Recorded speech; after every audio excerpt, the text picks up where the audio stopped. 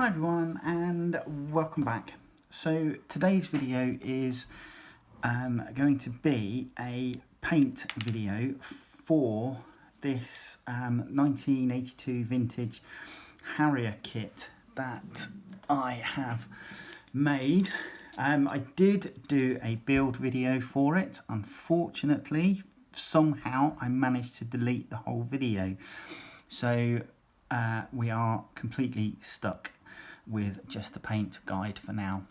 Now I'm going to paint it in the grey-green wraparound colours for the 1982 Falklands Campaign, and the particular one I'm modelling is X-Ray Zulu 992.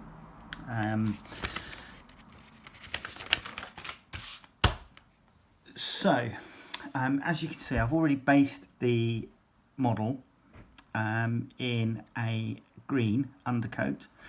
The cockpit is mostly painted, and I've already done some metallics on the kit. Now, the stand itself was an additional purchase, and I've just painted that in a dark grey.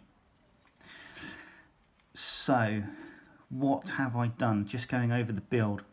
So I pretty much built this out the box. The only things I have done additionally were I've added in 2 antenna blades just behind the cockpit, and on some photos I could see that there was a small protrusion just here, which I've added with a piece of plastic card. And that's all I've done. Other than that, it's been built out the box. I have the underslung long-range fuel tanks, which will go on the pylons there, but they are not being put on just yet, for the simple reason being that decals need to be placed there first, and then from that I will put on the weapons pylons and such. So that's it.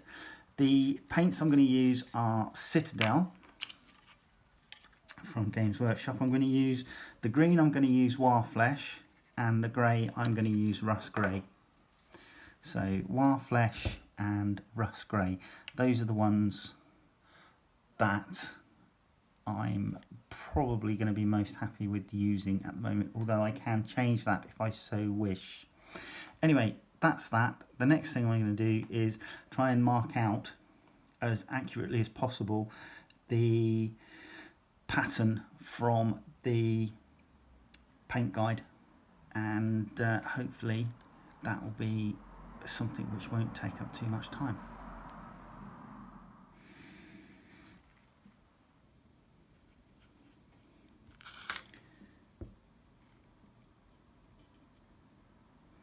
I do recommend when you're painting to, if you're using a brush like I'm doing, make sure you've thinned your paints adequately, and try and make sure that your kit is as dust free as possible.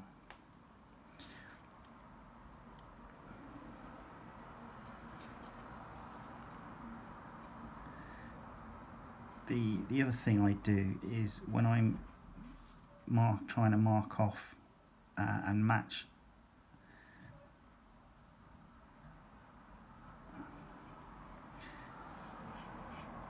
top and bottom wraparound patterns, I try and make sure that as I paint I mark, like for example the edge here, I try and make sure that I mark where that is just by running the brush up, and then that gives me a mark underneath that I can paint up to and do that way. So as you can see, first coat has gone on, and yeah, it looks thin, and that's because I will do a couple or 3 coats to give it the full colour, and that's basically the more or less the wraparound green done. And then once I've blocked it in and boldened it up basically, I will start on the grey. So that's it for now. Blocking it in and the grey next. Grey is going on. Let's take the stand out for a sec. So the grey's going on. This is rust grey. I think I said that previously. There's still a few more coats to go. I do water this down quite a bit so that it goes on smooth and won't leave any real brush marks or anything like that. So as you can see, but yeah, she's coming along. Because this model has raised panel lines, I'm trying something new and using a bog standard HB pencil to just literally scribe along the raised panel lines to give the impression of panel lining. So far it seems to be okay. I'm hoping that once I've got the varnishes on and then the weathering, it will all blend in okay. All being well. Hopefully you can see that.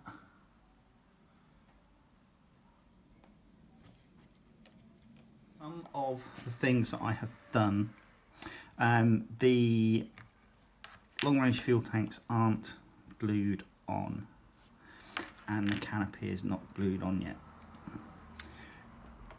So I masked off the canopy using Tamiya masking tape. I gave it a spray of black and then I have literally just painted it green. I gave it a spray of Death Guard green on top and then I painted it dark green. And I'm not going to worry too much about putting on the grey. I'm going to leave it as is. What I have done is just at the back, it's moulded in detail. But on Harrier cockpit, this is fluted. So I've just painted those areas black to try and replicate that, because this is an older kit. The cockpit canopy wasn't that great. So decals, you may be able to see that there is some white lining just around the edge of the decals. This is unfortunately the way that the transfers have been done. It is a vintage kit, so the kit, the date on the box is 1982. So to be honest, I don't expect these decals to be 100%, but these have basically been put on top of a coat of clear varnish, of which I used technical hard coat from Citadel. They've been allowed to soak in the water. They've then been slid off the transfer onto the surface, which has been primed with some microset, and then microsol has been put on top to help them mould into the panel lines, etc. The other thing I've done is just on the thrust nozzles. These were painted previously gunmetal, and what I've done is I've given them a wash with Citadel's Agrax Earthshade, just to give them a kind of like a heat blue. Rather than do them black, I've done them grey. I've done them brown, which I think will look better overall. Now the other thing I've done is I've managed to find an online resource which listed the Falklands Campaign day by day, and I've managed to find out that the aircraft X-Ray Zulu 992 didn't actually reach the Falklands until the 8th of June 1982. So it only had about a week before hostilities ceased. And the pilot for X-Ray Zulu 992 was Flight Lieutenant Gilchrist. And I've been able to, from that particular resource, find out that he flew a few sorties, a couple where he was armed with laser-guided bombs, and then others where he was armed with cluster bomb units, CBUs. Now, initially, I had decided to do the SNEB rockets, but I have since cut those off, because what I will do is I will put on these bomblets, which I think best represent the CBU bombs, and making it slightly more accurate for the weapons fit for this particular aircraft. So putting on water slide transfers, what I do is I tend to cut them out, cut out what I'm going to do next. I soak them in water and then leave them to one side to soak. Then I use the microset, which I apply with a brush. Now, I specifically marked my brush like with just a bit of masking tape, so that I know that this brush only uses microset and microsol. I don't use it for anything else. That way I'm not going to get any contaminant in those solutions that may have been left on the brush after cleaning.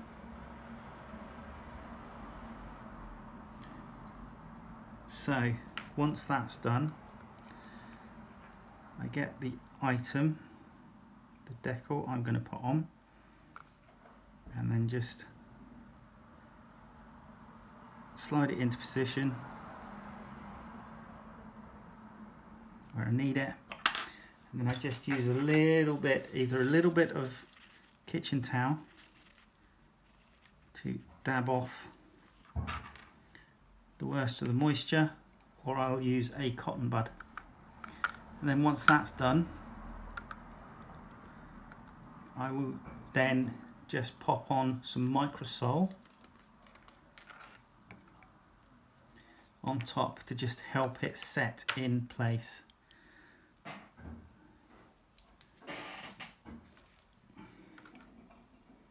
So just a little dab, and then I will let that air dry.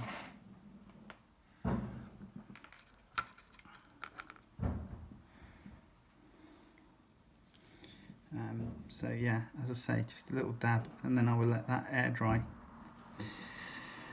For other decals that really need to help set in, for example, this one here, right on the edge of the engine intake, and we've got these louvered vents here, I will give that a good soak in 2 or 3 times just to help it get drawn down into the recesses and hopefully settle in a lot better. And the same on the other side. And again, you can probably see that the age of these decals,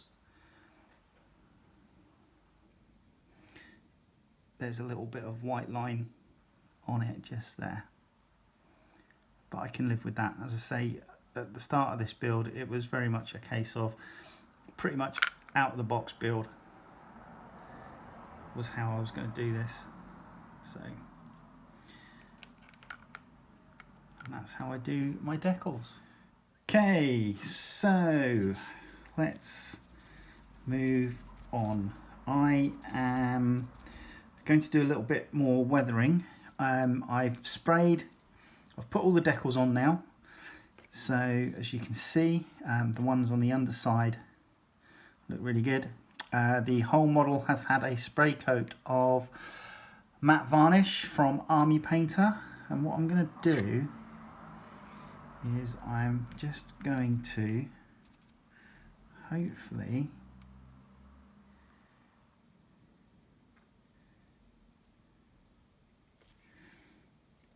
in a little bit of weathering. So I've just got a bit of sponge and I'm just adding some weathering effects to things like the leading edges here. Nothing heavy, not going mad.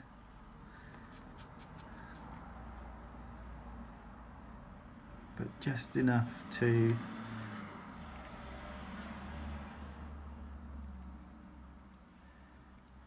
give a little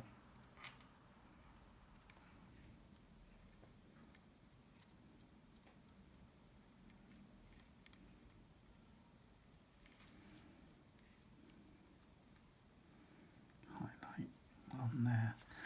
Next, what I'm going to do is take a dark grey and I'm going to do a little bit of light dry brushing to represent water streaks, etc. So for that I'm going to use Mechanica Standard Grey. I've just got a old brush that I will use for the dry brushing.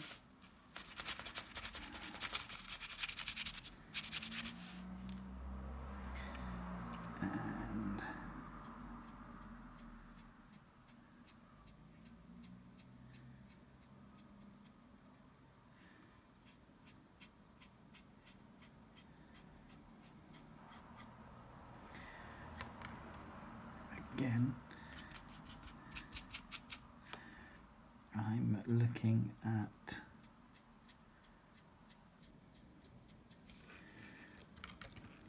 just making that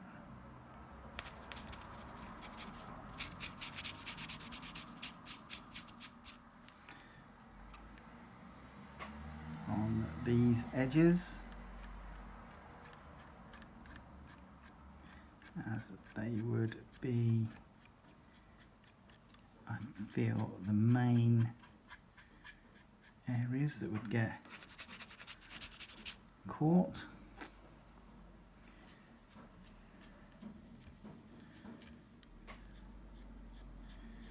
And then also the rear wing and the upright aileron.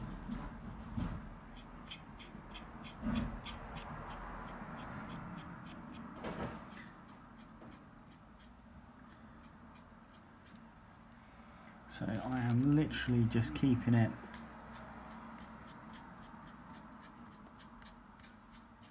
fairly light.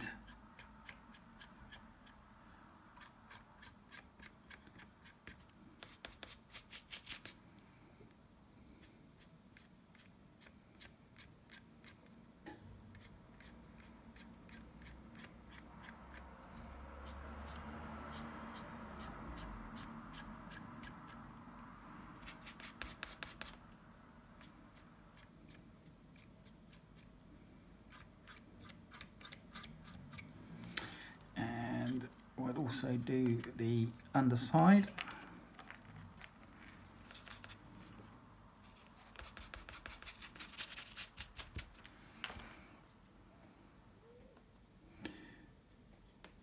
Perhaps a little bit of extra staining around the gun muzzles.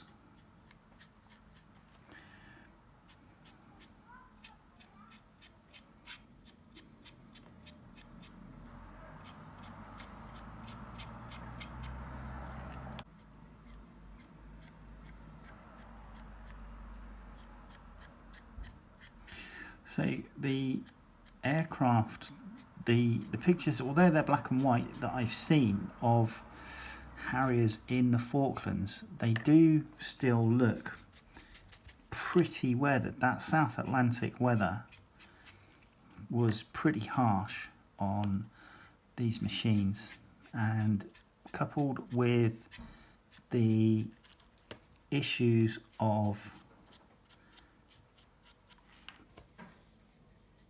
gunfire that some received.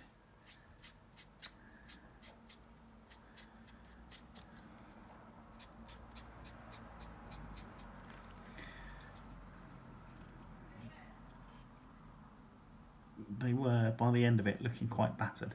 I think that is as far as I'm going to take that. So I need to finish off the ordnance.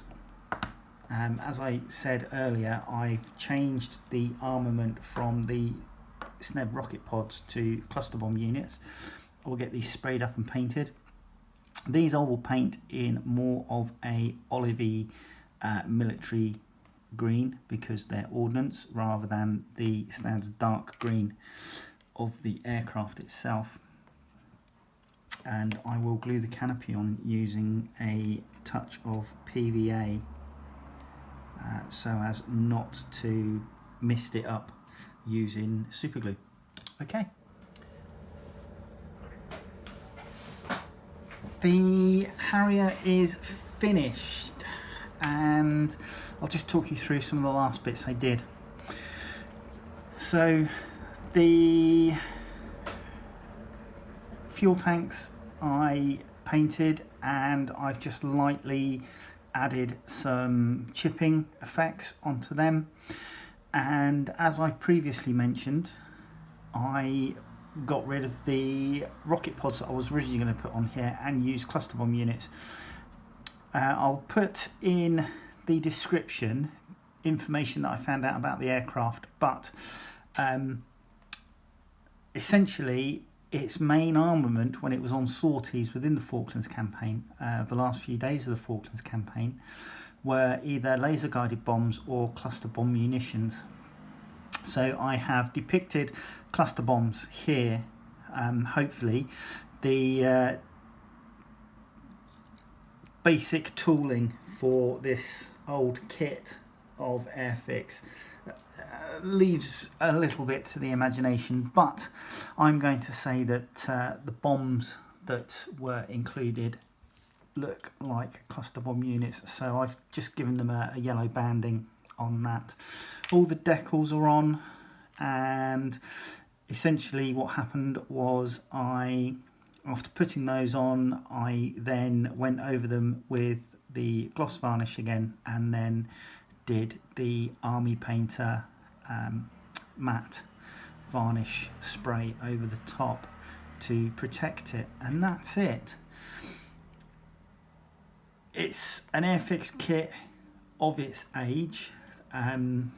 There's a lot to be desired about some of the fit, and I negated some things because of that. So for example, the nozzles on the kit were supposed to rotate, but because the way that the nozzle assembly went in and how poorly fitting it was, I decided not to actually use it, and I just glued the nozzles in place. Not that that matters, because this is more of a display piece rather than a play item. As I've said previously, I just added the antenna fins here and this little piece here, which I've seen on some of the other photographs of Harriers stacked up on HMS Hermes, I think it is. And I've just basically given it a light weathering, and that's it. That's all I'm going to do with it. So hopefully you'll join me with the next one. I'm not entirely sure what that will be. I do need to do the Nemesis Dreadnought for the Grey Knights and show you how I will pose that so as it's more dynamic rather than just standing there. Hopefully you'll join me for that, and I'll see you next time. Alright, take care. Bye.